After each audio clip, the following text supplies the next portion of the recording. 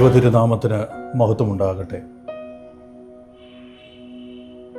ഇന്നത്തെ ചിന്തയ്ക്ക് ആധാരമായി തെന്നിന്ത്യ സഭ ഒരു വിഷയമായി സ്വീകരിച്ചിരിക്കുന്നത് അക്രമത്തിൻ്റെയും അസഹിഷ്ണുതയുടെയും പശ്ചാത്തലത്തിൽ സമാധാനം എന്നുള്ളതാണ്. നമ്മളിന്ന് ജീവിക്കുന്ന സാഹചര്യങ്ങൾ, നമ്മുടെ ലോക ചുറ്റുപാടുകൾ നാം പറയാതെ തന്നെ നമ്മളോടും ലോകത്തോടും എല്ലാം വിളിച്ചു പറയുന്ന ഒരു സാഹചര്യമുണ്ട്. അക്രമത്തിൻ്റെ, അസമാധാനത്തിൻ്റെ, അസഹിഷ്ണുതയുടെ, യുദ്ധത്തിൻ്റെ, രക്തച്ചൊരിച്ചിലിൻ്റെ ഭീതിതമായ ഒരു ചുറ്റുപാടാണ് നമുക്ക് ചുറ്റും നമ്മൾ വസിക്കുന്ന നമ്മുടെ ഭൂമിയിൽ ഇന്ന് കാണാൻ സാധിക്കുന്നത്.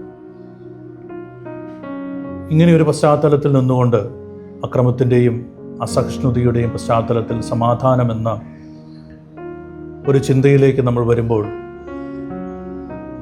ശമൂവേലിൻ്റെ 1-ാം പുസ്തകം 24-ാമത്തെ അധ്യായം അതിൻ്റെ 1 മുതൽ 12 വരെയും, റോമാലേഖനം 12-ാം അധ്യായം 14 മുതൽ 21 വരെയും, മത്തായി എഴുതിയ വിശുദ്ധ സുവിശേഷം 5-ാം അധ്യായം അതിൻ്റെ 38 മുതൽ 48 വരെയും ഒക്കെയുള്ള വാക്യങ്ങൾ വളരെ ഗഹനമായ ചിന്തകളിലൂടെ നമ്മളെ കൊണ്ടുവരികയാണ്.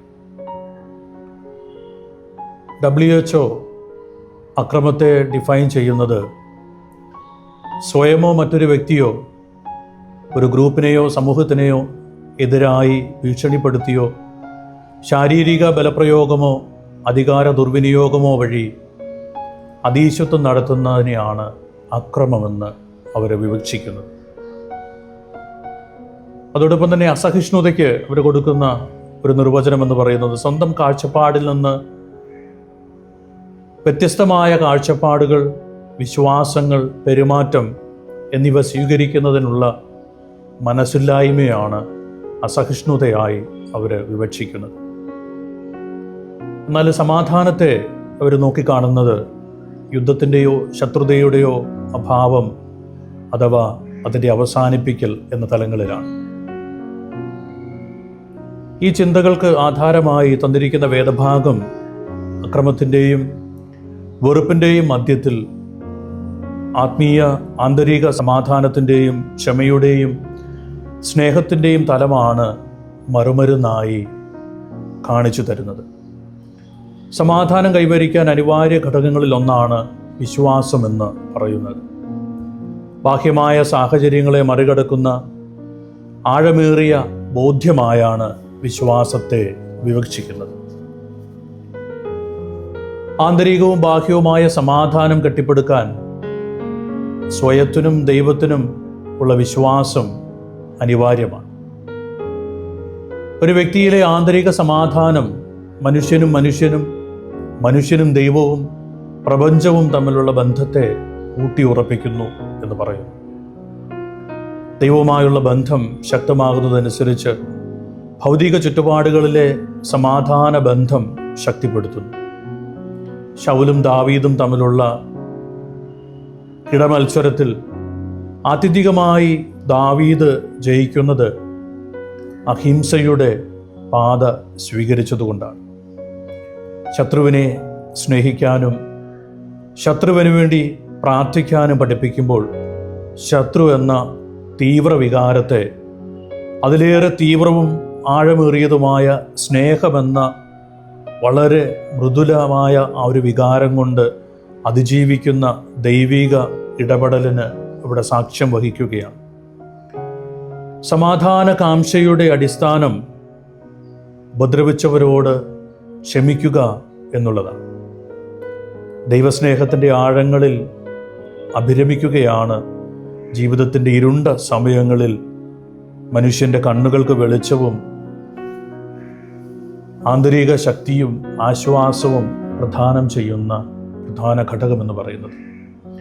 തന്നെപ്പോലെ തന്നെ തൻ്റെ അയൽക്കാരനെ അഥവാ അപരനെ സ്നേഹിക്കാനുള്ള ആന്തരിക പക്വത നേടുകയാണ് ആത്യന്തികമായ സമാധാനം പുനഃസ്ഥാപിക്കാനുള്ള പ്രായോഗികമായ മാർഗമായി വേദപുസ്തകം നമ്മളെ പഠിപ്പിക്കുന്നത്. താളപ്പിഴയില്ലാത്തതും അചഞ്ചലവുമായ ആത്മീക പക്വതയാണ് സമാധാനത്തിനുള്ള ഏക വഴിയെന്ന് വേദപുസ്തകം നമ്മളെ കാണിച്ചു തരുന്നു. പ്രിയപ്പെട്ടവരെ, സമാധാനത്തിൻ്റെ വക്താക്കളായി, സ്നേഹത്തിൻ്റെ വക്താക്കളായി, ക്ഷമയുടെ വക്താക്കളായി നമ്മൾക്ക് ജീവിക്കുവാനും ജീവിതം കൊണ്ട് നമ്മുടെ ക്രിസ്തീയ സാക്ഷ്യത്തെ സമൂഹത്തിൽ വെളിപ്പെടുത്തുവാനും നമുക്ക് സാധിക്കട്ടെ. അതിനായി അക്രമത്തിൻ്റെയും അസഹിഷ്ണുതയുടെയും പശ്ചാത്തലത്തിൽ സമാധാനത്തിൻ്റെ ചാലകങ്ങളായി സഭയുടെ ഭാഗമായിരിക്കുന്ന നമ്മൾ ഓരോരുത്തരും ആയിരിക്കാൻ ദൈവം തൻ്റെ പരിശുദ്ധാത്മാവിനാൽ നമ്മളെ സഹായിക്കട്ടെ. നമുക്ക് കണ്ണുകളടയ്ക്കാം, പ്രാർത്ഥിക്കാം. കാരുണ്യവാനായ കർത്താവേ, സമാധാനം ഞാൻ നിങ്ങൾക്ക് തന്നേച്ചു പോകുന്നു. സമാധാനം ഞങ്ങൾക്ക് തന്ന് സമാധാനത്തെ ലോകത്തിൽ പ്രഘോഷിക്കുവാനും സമാധാനം ലോകത്തിൽ പുനഃസ്ഥാപിക്കുവാനും ഞങ്ങളെ ധൈര്യപ്പെടുത്തിയ, ഉത്തരവാദിത്വപ്പെടുത്തിയ ഞങ്ങളുടെ കർത്താവേ, കൃപയോടുകൂടെ ദൈവവചനത്തിൻ്റെ ആഴങ്ങളെ ഗ്രഹിപ്പാനും ദൈവസ്നേഹത്തിൽ വളരുവാനും സമാധാനമുള്ളൊരു സമൂഹവും ഒരു ലോകക്രമവും രൂപപ്പെടുത്തിയെടുക്കുവാനും ഞങ്ങൾക്ക് അവിടുന്ന് കരുണ തരണമേ. ദൈവകൃപ അതിനായി ഞങ്ങളുടെ ജീവിതത്തിൽ അങ്ങ് പകരണമേ. ഞങ്ങളുടെ ചിന്തകളെ, ഞങ്ങളുടെ ധ്യാനത്തെ ദൈവമേ അവിടുന്ന് ഉത്തേജിപ്പിക്കണമേ. ആഴമേറിയ ദൈവിക ബോധ്യങ്ങളിൽ ജീവിപ്പാനും ബോധ്യങ്ങളെ കണ്ടെത്തി ജീവിതത്തിൽ അതിനെ പ്രായോഗിക തലങ്ങളിൽ കൊണ്ടുവരുവാനുമുള്ള ദൈവകൃപ തരണമേ. സകലവും ഞങ്ങൾക്കായി ജീവൻ വെച്ച ഞങ്ങളുടെ രക്ഷകൻ്റെ ധന്യനാമത്തിൽ അപേക്ഷിക്കുന്നത് കൃപയോടെ കേൾക്കണമേ. ആമേൻ.